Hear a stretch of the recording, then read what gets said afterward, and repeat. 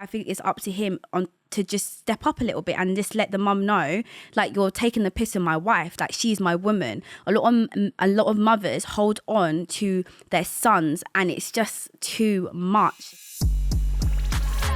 Hey, I want to remain anonymous. First off, I love your podcast. I have binged all of them over the last week and honestly can't thank you enough. You've kept a girl sane. So what has me pressed as my crazy mother-in-law to be? Me and my partner have been together for almost 12 years. We are very in love. We own our house together and we have the sweetest little dog and things are great.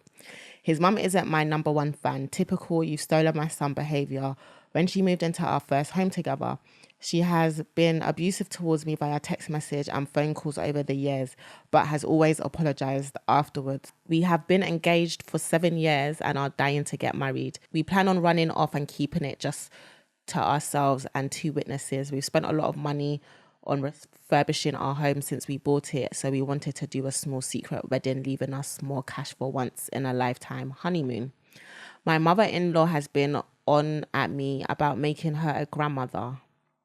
I am not comfortable enough to tell her that we cannot give her a grandchild due to medical reasons.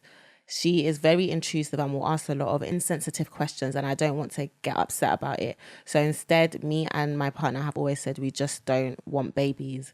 She recently embarrassed me in front of my partner's family. She even started her sentence with, "I know this is going to piss you off," and then proceeded to ask about a wedding and asking why my dad hasn't offered to pay for one. I explained how much money we've recently spent on our home and not to expect anything extravagant in terms of a wedding.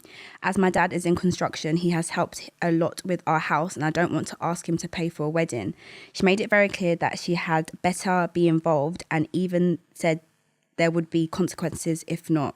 I love my partner and despite his mum's hate towards me, I'm always polite with her. I don't feel like a sit-down talk is an option as she can fly off the handle.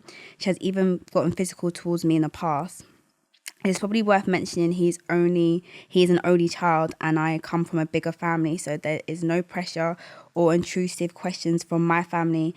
They just want myself and partner to do whatever makes us happy. What should I do? Love you guys. Personally, for me, I think the partner needs to speak to his mum. I get so irritated by these kind of situations when, as a woman, we are leaving our home, something that we are protected, what we know, to come into a man's house. So as a man, I'm now, it is what it is. I'm now number one. I am your wife. I'm going to create a family with you. We are going to build a future together. Like, we are us now. So if you can see and you know what your mum's like, I think it's up to him to just step up a little bit and just let the mum know, like, you're taking the piss of my wife, like, she's my woman. A lot of mothers hold on to their sons and it's just too much. Like, you need to let your son be a man and be a good husband to his missus. You leave your home to go start a family.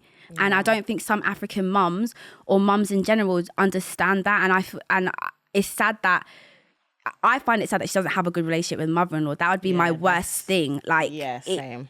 Like, babe, it doesn't make any sense to not have a good relationship. And if it's coming from the mum's side, it's up to the husband, fiance to be, to step in, because there's no way my dad can disrespect my husband. This is my man now, so vice versa. I wouldn't deal with it personally. Because if I deal with it, I'll be rude to your mum, and it's like, I don't want to be rude to your mum. So like, I won't go to family functions until your mum's patterned.